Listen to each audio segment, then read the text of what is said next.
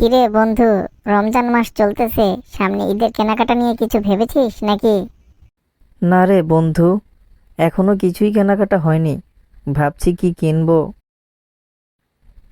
এবার ঈদে মনে হয় না বন্ধু কিছু কেনা হবে, কারণ টাকা পয়সাই তো নেই। কি করে কি কিনবো সেটাই তো বুঝতে পারছি না। হ্যাঁ রে বন্ধু, আমিও ঠিক এই একই টেনশনে আছি।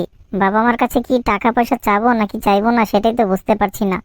বাড়িতে এমনিতেই অনেক অভাব অনটন চলতেছে, তার মধ্যে যদি আমি এখন টাকা পয়সার কথা বলি বিষয়টা খারাপ দেখা যায়।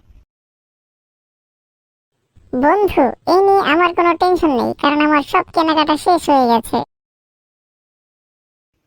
কি বলিস বন্ধু, তোর সব কেনাকাটা হয়ে গেছে? এটা কোনো কথা হলো নাকি? বেটা কিছুই তো বললি না আমাদের। সে যাই হোক, এখন কি কি কেনাকাটা করলি সেটা একটু বল শুনি। কিনেছি তো অনেক কিছুই বন্ধু। শার্ট, প্যান্ট, জুতো আর একটা ঘড়ি কিনেছি। যাক, ভালোই করেছিস, তবুও তো তুই কিছু কিনেছিস। আরে ধুর, কি বলিস, এটা কোনো কেনাকাটা হলো নাকি? আমি তো প্রতি ঈদেই এরকম কেনাকাটা কিনি, খুব বেশি একটা কেনাকাটা করি না, বুঝলি।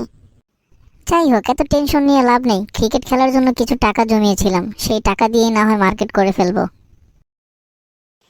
কি বলিস বন্ধু? এটাই ভালো হবে। বাসায় টাকা চাওয়াটা ঠিক হবে না, কারণ বাসার অবস্থা এমনিতেই খুব খারাপ। আচ্ছা বন্ধু, আমি এখন যাই, বুঝছিস, আমার একটু তাড়া আছে, বাসায় অনেক কাজ আছে, যাই, দেরি হলে আবার আম্মু বকাবকি করবে। ঠিক আছে বন্ধু, যা তাহলে। বিকালে যদি সময় পাস তাহলে আসিস, মাঠে বসে গল্প করব। ঠিক আছে, যা এখন। আচ্ছা ঠিক আছে, থাক বন্ধু, যাই তাহলে, বিকেলে দেখা হবে। শোন রাসেল বন্ধু, এভাবে বসে থাকলে হবে না, বুঝলি। বেকার বসে থাকা যাবে না, কিছু একটা কাজের ব্যবস্থা করতে হবে, ঠিক আছে।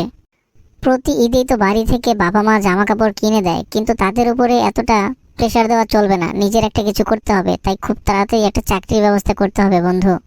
সেটা তো তুই ঠিক বলেছিস বন্ধু, কিন্তু হুট করে কোথাও চাকরির জন্য গেলেও তো চাকরি বাকরি হয় না। এটাও তো একটা চিন্তার বিষয়। কি যে করব কিছুই বুঝতে পারছি না রে বন্ধু।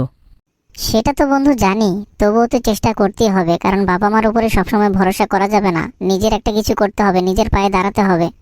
আচ্ছা ঠিক আছে বন্ধু, এখন যাই। দুপুরবেলা বাসায় গিয়ে একটু ফ্রেশ ট্রেশ হয়ে খাওয়া দাওয়া করে রেস্ট নিতে হবে। পরে কথা হবে, বিকেলে আসিস, যা। আচ্ছা বন্ধু, ঠিক আছে, থাক তাহলে যাই।